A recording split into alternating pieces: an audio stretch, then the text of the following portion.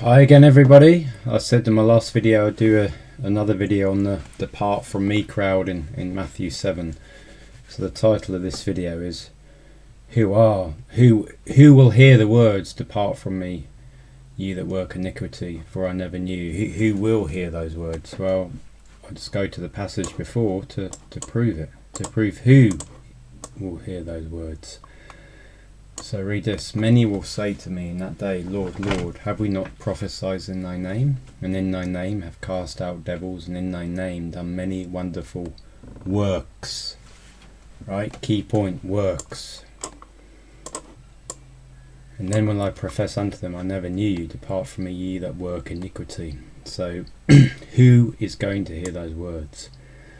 Well, it's clear as day that it's anyone who professes faith in Christ, but they're actually relying on their own works to get to heaven.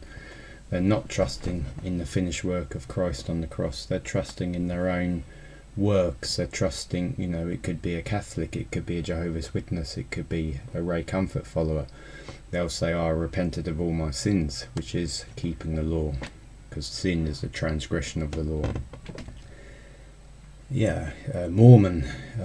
It could be all sorts of people who say that they're Christians, but they're not trusting in Christ. They're trusting in themselves.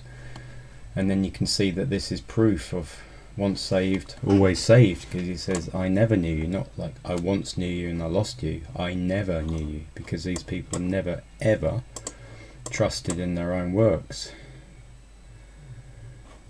So sorry, they never ever trusted in Christ's finished work. They trusted in their own works.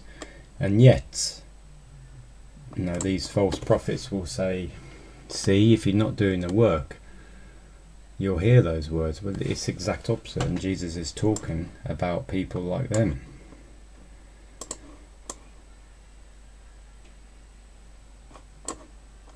Let's read a bit further down.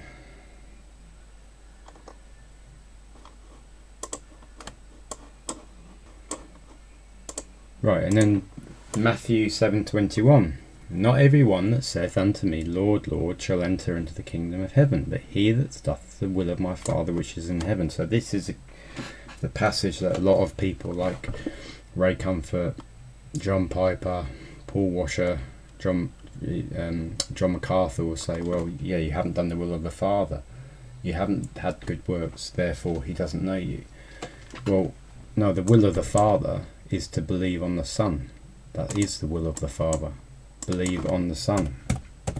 It's not doing good works. Okay, he wants you to do good works, but for salvation, it's believe on the Son.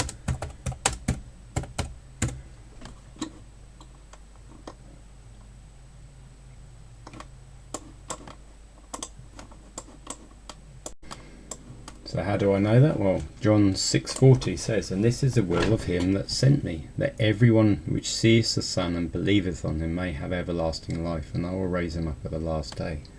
So the will of the Father is to believe on the Son.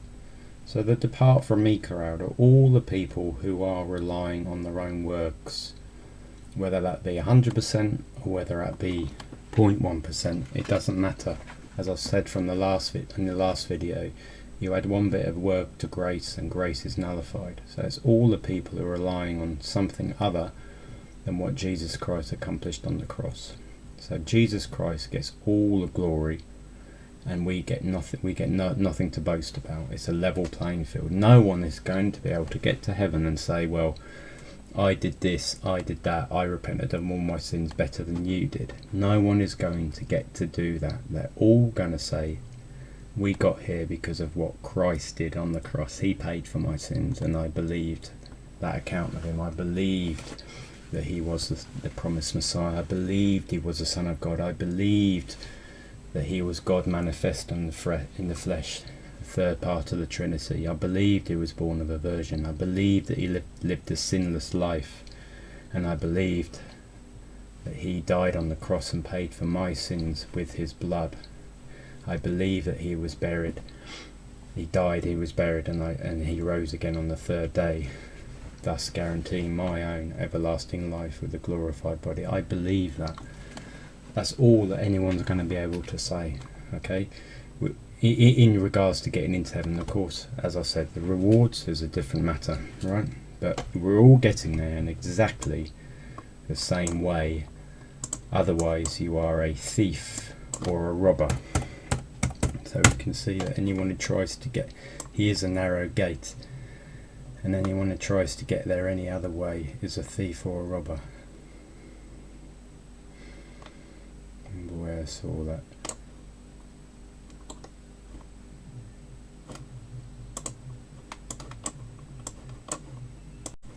Yeah, so John 10:1, Verily, verily I say unto you, he that entereth not by the door into the sheepfold, but climbeth up some other way, the same as a thief and a robber.